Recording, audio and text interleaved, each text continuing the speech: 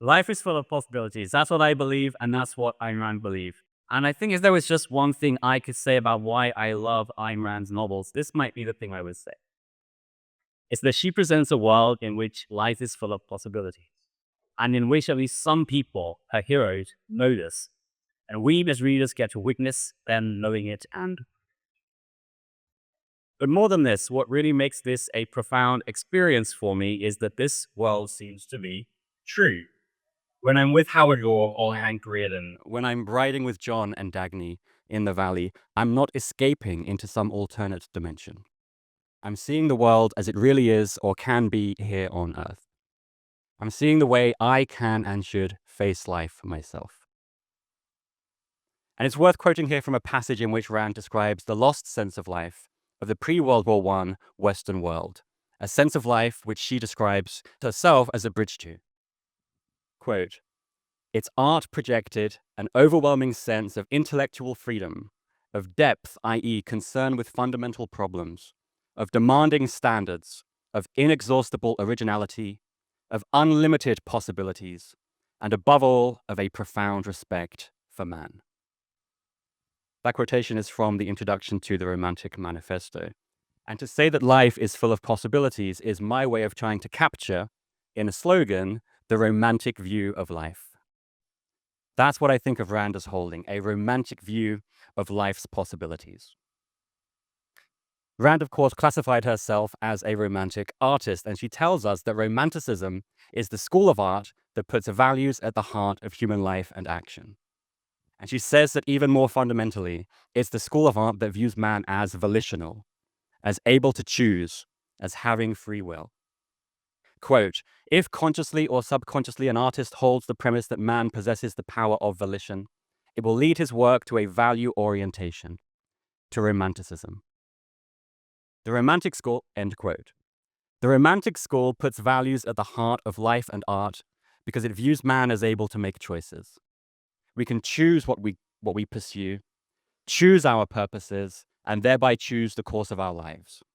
We can choose the happiness that our reason must proceed to achieve. And what kind of choices does life involve? Well, a non-romantic believes that the choices open to us, if any, are of a small kind. This little town versus the next town over. This little improvement versus that little backstep. But that essentially the course of your life in the bigger scheme of things is out of your control. And that dreaming big is foolish, because dreaming big is dreaming outside the actual limits of our power over our lives. A big change can come only by luck from the outside. And this, of course, is a kind of determinism, because in the grand scheme of things, your life is not up to you. The romantic view, on the other hand, is about being able to make big choices. It's about asking, what kind of life do I want? What kind of people and activities and work and places am I going to seek out, wherever they might be, and build my life around? What kind of person am I going to create myself into? Those are the kind of choices that a romantic believes are open to all of us, that a romantic believes we can achieve if we put in the work. A romantic seeks ambitious values and heightened emotions, and puts in the actual hard work, the actual exertion of perhaps tremendous energy to achieve that in action, perhaps very far in the future.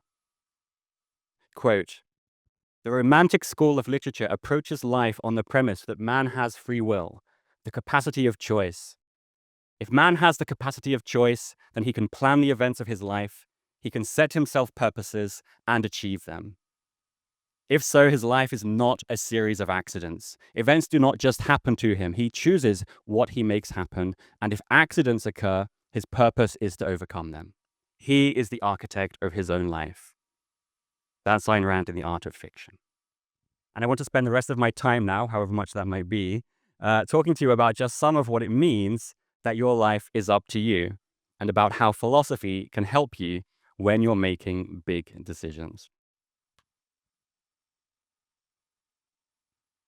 What does our freedom to choose consist in? What is going on when we make choices?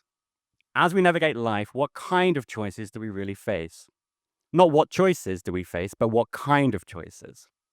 Most people have never thought about this question, but I think it's one that everybody holds an answer to implicitly. Remember that Ayn Rand thinks we all have an implicit philosophy, every one of us. We all act on answers to questions like, does man have free will? Even if we've never consciously considered the question. And sometimes we subconsciously act on premises that are the exact opposite of what we would say we believe if somebody asked us. So consider this question. When faced with a choice, is it always the case that there is in fact a best option? Or can it be that there is no best option? Only a free choice among rational alternatives? This is the kind of question that I think every one of you has an answer to implicitly. The philosopher Ruth Chang at Oxford has written and spoken about what she calls hard choices. These are choices where there's something really appealing about several options, but the options are just so different. They involve so many different kinds of activity and experience. And maybe you even end up being such a different person, depending on what you choose, that it seems strange to ask which one is better. She gives her own example of choosing between law and philosophy. I once faced a similar choice between physics and philosophy, and I know many people right now facing such choices. And some people keep putting off such choices, acting as if the choice between careers or partners or places is all about having more information, as if that's the only way to reach a decision. Implicitly acting on the premise that the universe does have a best option, a right answer to every question of what we should do. They implicitly act on the premise that the problem of hard choices between this career and that career, this person and that person, this place to live or that place, this life or another, is a problem of decisions under uncertainty, of lacking information. That you'd know exactly what to do, have one and only one right answer if only you knew everything. And so they keep delaying their choice, afraid of making the wrong pick, hoping the right pick will reveal itself.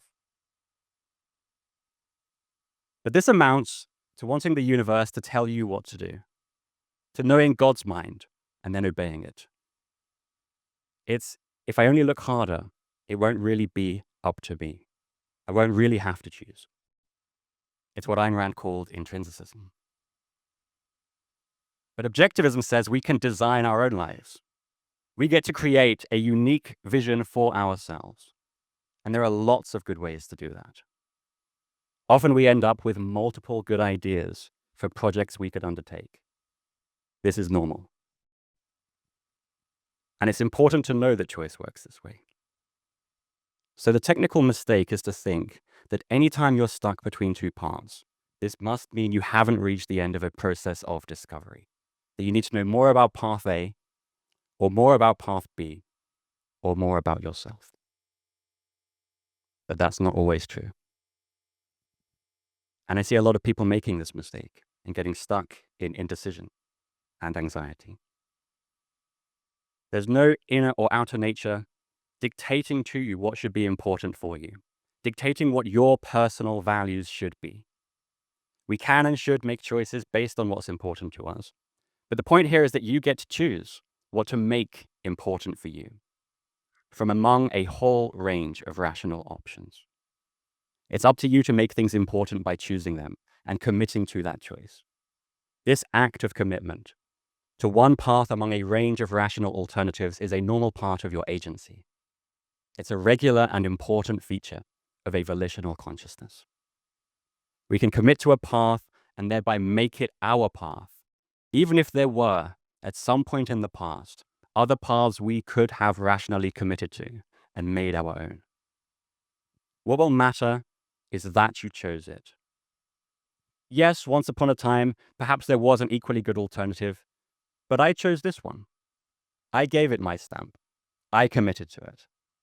I gave it a meaning the alternative never received. And then having committed to it, you start the work of making it the only right choice, the only right answer in a sense. You create yourself into someone for whom this is now clearly what you should be doing with your life. We create, we don't discover values. So build your life and yourself around your choice.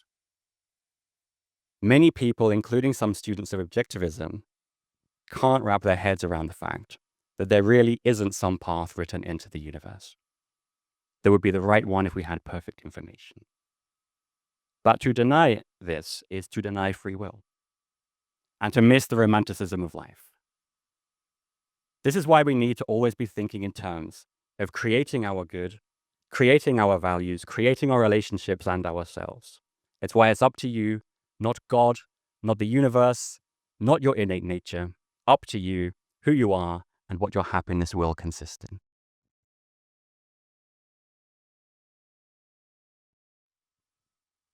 Now, of course, it's not always the case that there's a range of good options in every moment.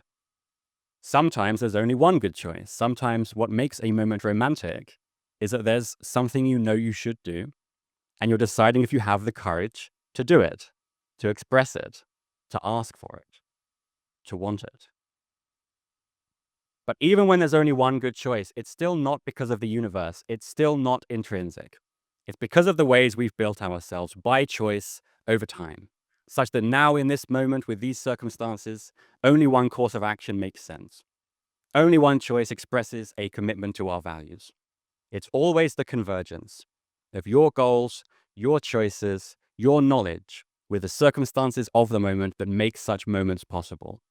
It's the relation of consciousness to reality that leads to such moments. It's objective, not intrinsic. Let me give an example that is romantic in all senses. When Dagny and Reardon arrive in the evening to Wyatt's home, having just taken the first ride on the John Gould line, a line they created through struggle and triumph, Dagny's railroad built of Reardon's metal. Probably the only right thing for them to do was what they did do. I don't think they experienced that moment of passion as optional.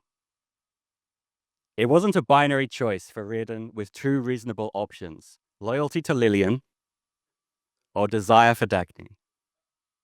It wasn't even an optional choice between Dagny now and Dagny later. Everything culminated in that moment when he knew he had to have Dagny now, and she knew it too. It's a long quote, but I'll read it. What she felt without words for it was, yes, Hank, yes. Now like this without words or questions. Through all the steps of the years behind them, the steps down a course chosen in the courage of a single loyalty, their love of existence, chosen in the knowledge that nothing will be given, that one must make one's own desire and every shape of its fulfillment, through the steps of shaping metal, rails, and motors. They had moved by the power of the thought that one remakes the earth for one's enjoyment, that man's spirit gives meaning to insentient matter by molding it to serve one's chosen goal. The course led them to the moment when, in answer to the highest of one's values, in an admiration not to be expressed in any other form of tribute, one's spirit makes one's body become the tribute, recasting it as proof, as sanction, as reward, into a single sensation of such intensity of joy that no other sanction of one's existence is necessary. Their own choices, their own values led Dagny and Reardon to this undeniable moment, a moment when logic dictates one and only one necessary act, a moment when one path, one choice expresses their values. Now, I have to cut my talk short for time, but I want to end by saying that if you go through life thinking the universe has a path for you, if you think in non-romantic terms about life, you won't have moments like Hank and Dagny have. If you think romantically about your lives, if you take charge of the fact that it's up to you, that hard choices exist, and that it's okay to go with what you want to go with, you can live a romantic life like they do. Thank you very much.